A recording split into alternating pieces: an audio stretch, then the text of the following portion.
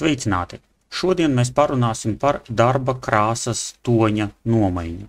No vienas puses tas ir tas, ko mēs jau zinām, color picker vai jebkuru objektu, kuru mēs izdalām, mēs varam mainīt tā krāsu. Lūk šeit, izmantojot swatches vai citu kādu paņēmienu. No otras puses, nevienmēr tas ir ērtākais variants, jo, ja mums darbā ir daudz krāsas laukumu, dažādu krāsas laukumu, katra atsevišķā laukuma izdalīšana un krāsas nomaiņa būs ilgs process.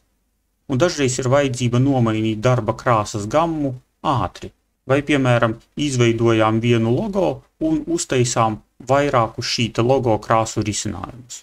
Vai, piemēram, ja mums vajag uztaisīt darbu gaišāku. Lai mums būtu ar ko salīdzināt, es izdalu šo te robotiņu un uztaisu vairākas viņa kopijas. Nu un ķeramies pie lietas. Tagad mums ir izdalīts viens objekts, mēs ejam uz sadaļu Recolor, Properties panelī. Lūk ir šis lodziņš, kuru mēs varam pārvietot pa ekrānu tā, kā mums vajag. Būtībā, kas tas tāds ir? Tas ir mūsu krāsu aplis, principā tas pats, ko mēs varam redzēt šeit Color Picker sadaļā, bet šajā krāsu aplī mums ir dalījums pa tām krāsām, kuras tiek izmantotas mūsu izdalītajā darbā. Mums ir lūk šīs krāsas. Ja es gribu mainīt krāsas gammu, es varu paņemt viņu un pavilkt uz citu pusi. Jūs redzat, mainās visas krāsas. Pieņemsim, ka šitais jau ir uztaisīts darbiņš. Izdalām otru. Atkal Recolor, pavelkam uz otru pusi. Un mums mainās krāsu gamma pret citu. Varbūt mēs nevienmēr gribam, lai mums mainās visas krāsas. Es aizvelku šito uz sarkano, šis man aiziet uz zilo automātiski. Tagad paskatīsimies uz katru krāsu atsevišķi. Ja es ņemu lūk šo te aplīti un velku viņu tuvāk centram, es viņu atjaucu ar balto krāsu. Tā ir tā pati sarkanā krāsa, kura paliek gaišāka. Ja es viņu pavilkšu tuvāk apļa malei, tad viņa paliks vēl piesātinātāka. Uz apļa maliņas ir 100% piesātināta attiecīgā krāsa, sarkana, zaļa, zila, vienalga. Ja šito mēs tuvinām centram, mēs tuvinām viņu baltajai krāsai. Un tā ir ar katru krāsas aplīti. Vairāk zaļā vai mazāk zaļā. Vēl pievērsiet uzmanību tam, ka viens no tiem aplīšiem ir lielāks par citiem. Ja mēs pārvietosim šito tuvāk centram, visi aplīši tuvojas centram. Tas nozīmē, ka viss mūsu darbs paliek gaišāks. Ja mēs viņu tuvināsim ārējai malai, tad mēs maksimāli piesātināsim visu krāsas laukumu tonalitāti. Ņemam trešo robotiņu. Recolor. Tad šito mēs sapratām. Mēs varam virzīt, mēs varam samazināt visu toņu krāsainību, mēs varam palielināt toņu krāsainību, mēs varam samazināt vai palielināt katra atsevišķā toņa piesātinājumu ar konkrēto krāsu. Ja mēs atslēgsim šo te sasaisti starp krāsu laukumiem, tad mums būs iespēja katru šito te krāsas laukumu pārvirzīt uz turieni, kur mums vajag. Ja man vajag, lai robota korpus būtu nevis zaļš, bet zils, es viņu velku uz šejieni. Ja es gribu to krāsu nomainīt nevis pārvelkot, bet ierakstot noteikto krāsas ciparu, es noklikšķinu 2 reizes uz jebkuru no aplīšiem. Šeit mūsu jau pierastajā Color Picker paletē varu izvēlēties konkrētu krāsas paraudziņu, varu ierakstīt to lūk šeit vai lūk šeit un nospiest OK. Un attiecīgā krāsa paliks tāda, kādu es esmu izvēlējies un aizies uz pareizo vietu. Jūs pamanījāt, cik viegli šeit ir mainīt krāsu, un ir skaidrs, ka ļoti viegli ir kaut ko sabojāt. Lūk šīs te bultiņas. Undo un redo. Tātad mēs varam padzīt atpakaļ pa solīšiem mūsu darbības un atgriezties uz iepriekšējo variantu, mēs varam viņas dzīt uz priekšu. Un vēl ir variants reset, atgriezt uz pirmajiem uzstādījumiem visu mūsu krāsu paleti. Šis robotiņš paliek tāds kā oriģinālā. Atgriezām uzstādījumus un atkal varam sākt spēlēties ar krāsainību, ar krāsas piesātinājumu, ar sasaisti starp krāsām. Tāpat mums ir arī gatavas krāsu sagatavas krāsu bibliotēkā. Ja es, piemēram, apstrādāju nevis robotiņu, bet mēģinu piešķirt krāsu produktu grozam, piemēram, dārzeņiem, tad es varu šajā bibliotēkā atrast, piemēram, ēdienus un izvēlēties augļus vai dārziņus. Un nosacīti man parādās tāda krāsu palete, kurā ir vairāk krāsu, kuras būtu atbilstošas kaut kādiem konkrētiem dārziņu veidiem. Vai mēs to varam izmantot, vai tas ir tāds vairāk joks, atkarībā no situācijas. Mēs zinām, ka tas te ir. Ja es gribu atkal uztaisīt reklāmu par pludmali, tad mēs meklēsim šeit attiecīgo sadaļu, piemēram, Nature un Beach, ja, un tad mums būs nedaudz citas krāsas, kas nosacīti varētu būt vairāk līdzīgas pludmales krāsām. Un vēl viena nopietna sadaļa ir Color Theme Picker. Mēs varam izmantot vai nu rastra attēlu vai vektorgrafikas attēlu, lai piešķirtu visam mūsu darbam kaut kādu specifisku noskaņu. Kādā veidā? Nu, piemēram, ja es paņemu šo te pipetīti un noklikšķinu uz šī te darbiņa, tad viss mans darbs paliek lūk šajos toņos. Savukārt, ja mēs noklikšķinām uz šo darbu, tad visas tās krāsas, gaiši zilā siena, smilšu krāsas pufs, gaišais dīvāns, parādās lūk te. To pašu mēs redzam lūk šajā sadaļā Prominent Colors, un mēs redzam, cik mazu daudzumu sastāda šī smilšu krāsa šajā darbā.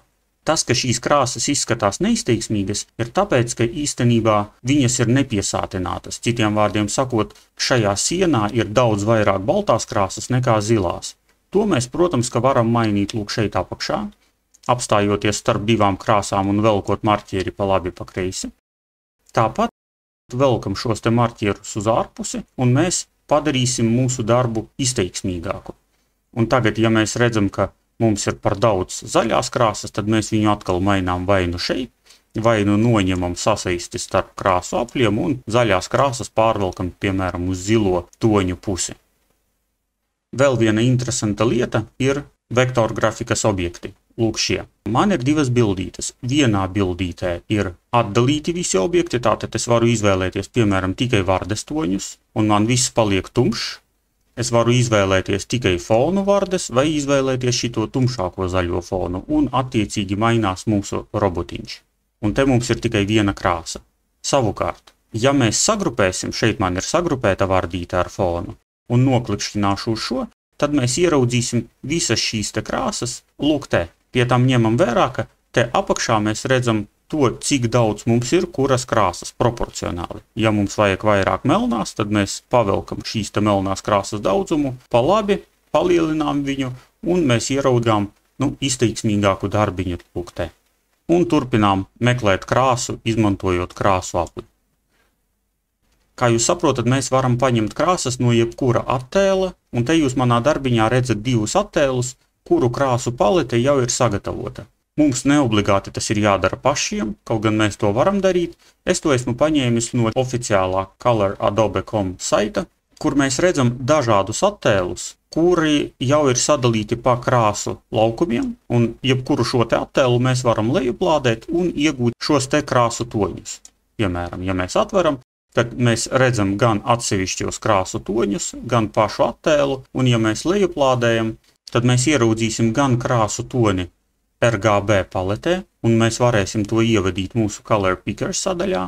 Tāpat mēs varam lejuplādēt jau gatavu dalījumu vienādos krāsas laukumos. Ja mēs paņemsim šo pašu mūsu robotiņu, reset, paņemsim Color Theme Picker, ja es uzklikšķināšu uz šo te attēlu, tad mēs ieraudzīsim, ka mums apmēram pusi no šī attēla sastāda baltā krāsa. Lūk, šeit mēs redzam balta un bēšīga, 2/3. Ja mēs noklikšķināsim lūk te, mums būs izteiksmīgāks attēls, tāpēc, ka baltā krāsa sastāda tikai 1/6 daļu. Šo nav jēgas klikšķināt, jo šeit baltās krāsas kā reiz ir daudz, jo tas ir fons. Mēs paliekam pie šī.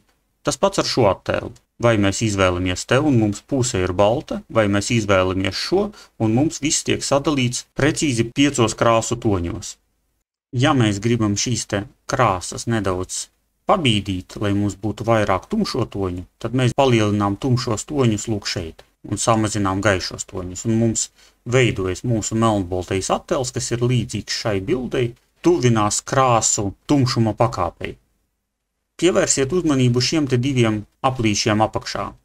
Spilgtums un krāsa, otrajā ir piesātinājums un krāsa. Atkarībā no tā, kādu mēs krāsu daudzumu savstarpējo veidojam, mums šitais te aplītis aizbrauc pa labi vai pa kreisi.